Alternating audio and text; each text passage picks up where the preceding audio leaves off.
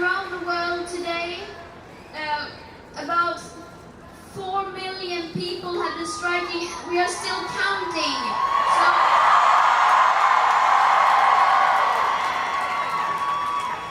this is the biggest climate strike ever in history,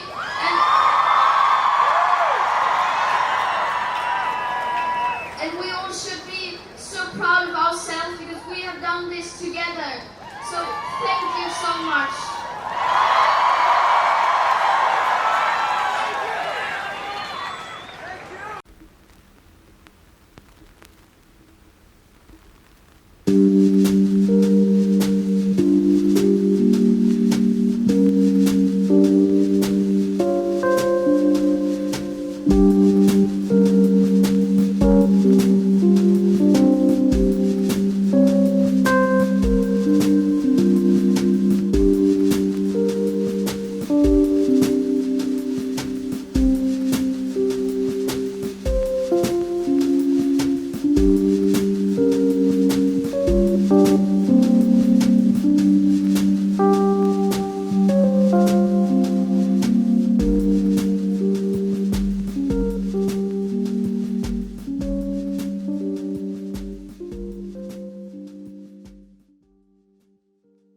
Greetings, and welcome to The Threatening Perspective. I'm your host, Dave Alexandras.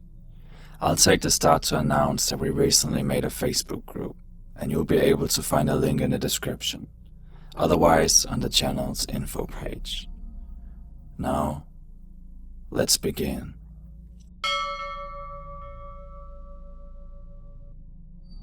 Today we'll be talking about Greta Thunberg and the reactions she's catalyzed from the youth, general public, and the media. You just watched a clip from the global climate strike where Greta Thunberg was doing a speech. Such inspiration she has become to the young. Since we started school striking, we're vegetarian. We don't eat dairy. No. That's because of Greta? Yeah. We don't take the car as much as we used to. We just cycle to and school. take the train and stuff. Yeah. So she's really changed your lives? Yeah, she's changed them for the better. Yeah. All of these people are here to see Greta, a sign of just how much her message is resonating here in Sweden and across Europe. Greta Thunberg caught interest in the topic after hearing about climate change and how it has affected the planet, back when she was only 8 years old, when her teachers showed the pictures that would ingrain themselves in her mind. Pictures of plastic in ocean and nature, extreme weather events and more. A couple of years later she would stop going to school due to depression, but eventually she got up and went striking for the climate outside the Swedish parliament. She is now 16 and is devoting a gap year to activism, saying that she will be doing anything she can, as long as she can. Since then, she has become a face for climate activism, and is still to this day receiving negative feedback from stubborn grown-ups.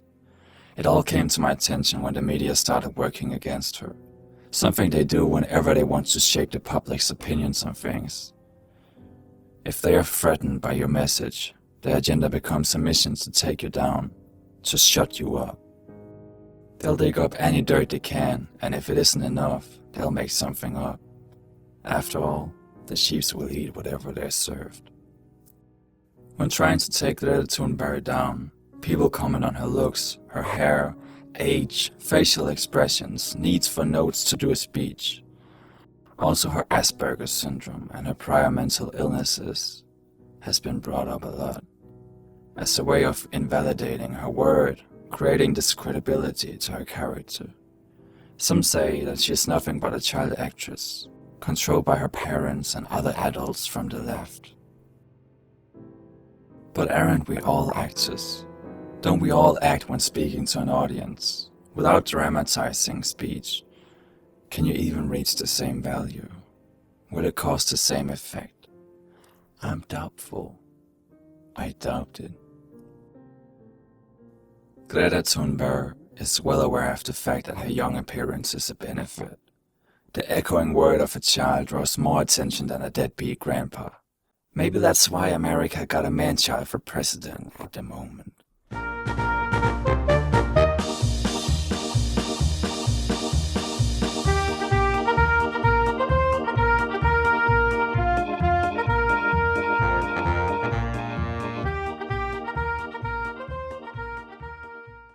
It is also claimed that Greta believes the world is coming to an end in 12 years, which is nothing but another lie to create confusion, to distract the easily persuasive and make a fool out of her. Truth is that she's been saying we need to make a change of ways, that we need to think more about the environment and our actions, work together on the Paris Agreement. The purpose of the Paris Agreement is to combat climate change, aiming to keep the global temperature for this century below 2 degrees Celsius. Very true, we do need to act with the intelligence we claim to be having. For how long will humans think they're higher than the rest of the animal kingdom without proving it? Anybody with said intelligence should be seeking truth and evolvement. That is what we do in the family of menace. We look towards the stars, the moon, the sun, the soul, our sisters and brothers. We befriend life, death, self, hurt, love, anxiety, mother. We put evolvement over the ego. We say hello to the monkey mind. The grown-ups of this civilized system believe that they know better than the youth. They put themselves above without deserving it, without living up to it. They expect you to become who they were, or who they wished to be. If they were able to self-reflect, they would come to see that your life is yours and not theirs. And they would let go of you. Let you become yourself, your own free soul. This blind ego trip is what makes them so furious about Greta Thunberg. Because why would anyone ever listen to a child? Since when has the word of a child held any meaning? If you got half a brain, you would know that the truth has many sources, children being one of them. I would recommend to listen to Greta with an open mind. After listening, you can take a look at the facts. Don't put weight on her age or her Asperger's. None of it makes her word less valid or truthful. Make up your own mind based on your own research. Greta herself repeatedly says that we should listen to the scientists, and that the scientists and politicians should be working together. Unfortunately, we live in a world where it's all about winning, all about the money and the power. People aren't able to put others in front of themselves. I have not come to offer any prepared remarks at this hearing. I am instead attaching my testimony. It is the IPCC Special Report on Global Warming of 1.5 degrees Celsius, the SR 1.5, which was released on October 8, 2018. I am submitting this report as my testimony because I don't want you to listen to me. I want you to listen to the scientists. And I want you to unite behind the science. And then I want you to take real action. She has been saying that if we do not make a change before 2030, we will be facing things beyond our control, and that is why we have to act now, not later. When saying such things, she refers to the IPCC reports on the emissions gap. She's a messenger. She is not educated in the fields, but she definitely can speak up and call for change, something we clearly need.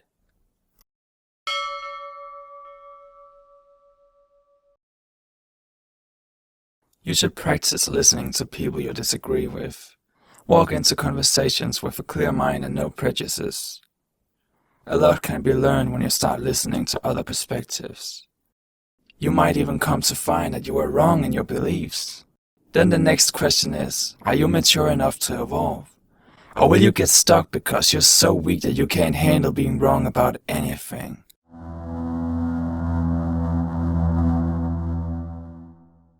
Here is one of the stubborn old men I've stumbled upon. It's the so-called media and political elites that are indulging in misleading, anti-intellectual, emotive and ideological campaigns.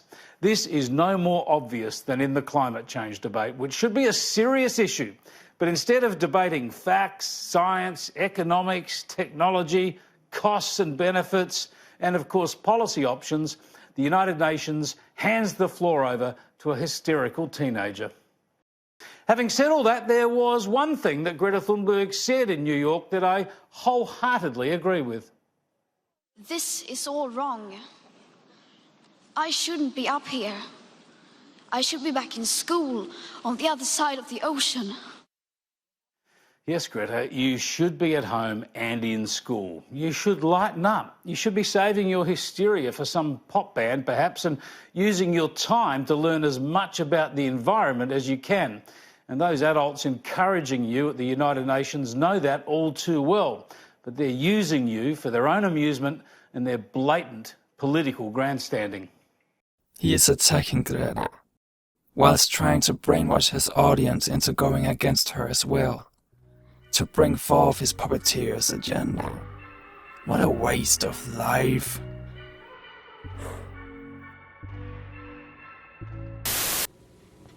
Ironically, there was a study that came out of Carnegie Mellon University in 2015 which showed that meatless diets are actually far worse for the environment than the regular meat-filled diets. They increase emissions, they increase energy use, they increase water use. But none of that matters because the climate hysteria movement is not about science. If it were about science, it would be led by scientists rather than by politicians and a mentally ill Swedish child who is being exploited by her parents and by the international left. So what you're seeing here is a political movement and a religious movement, and it's fulfilling religious and political goals of the left, but it isn't doing very much for science. Chris, you had a visceral reaction to that. Go ahead. Yeah, I mean, you're a grown man and you're attacking a child. Shame on you. She's trying to do what she thinks is right. And by the way, now, relax, skinny boy. I got this, okay? You're attacking a child. You're a grown man. Have some cool. I'm not. I'm attacking the left for exploiting a mentally ill child. Maybe on your podcast, you get away and say whatever you want because nobody's listening. You're on national television. Be a grown-up when you're talking about children. She's trying to save the planet because your president doesn't believe in climate change, and kids need to take to the streets to worry about their future. You are despicable for talking to her about her like that, and you should apologize on national television right now.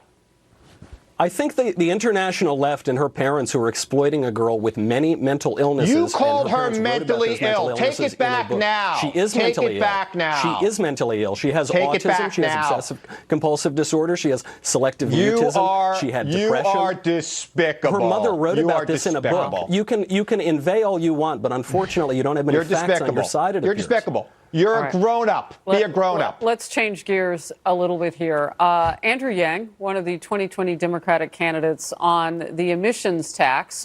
Among Democratic primary voters, because I think climate is a real issue. It's a real concern. That's why you're seeing a lot of young people take to the streets the last couple of days to urge action on climate change. We have a president right now who's a climate change denier. In fact, all the countries in the world, there's only one major party in all the countries of the world that denies climate change, and that's the Republican Party, which is in control of the White House right now. That has to change. Right. The president needs to face reality and understand that this is a real threat to our society. We've seen bigger storms, worse storms. We've seen heat waves. Right. It's affecting farmers in the Midwest. It's affecting people on the coast. It's a big problem for this country, and it's a big problem for our future. Chris Hahn. Mike Knowles, I don't know what you guys are normally like outside of television, but wow. Thank you. It is always easier to talk than to act. But to those of you who wish to help and make a difference, I would suggest you, for instance, help Team Trees planting 20 million trees in collaboration with the Arbor Day Foundation. For each dollar donated, a tree will be planted. Planting trees is one of the causes that Greta Thunberg believes in. And considering the fires in the Amazons, California and so on, I would say that this project is pretty relevant. There is always something that can be done. Always a good cause out there. Terror is our mother, and should be treated with respect. Without her, none of us would be here. All hail Mother.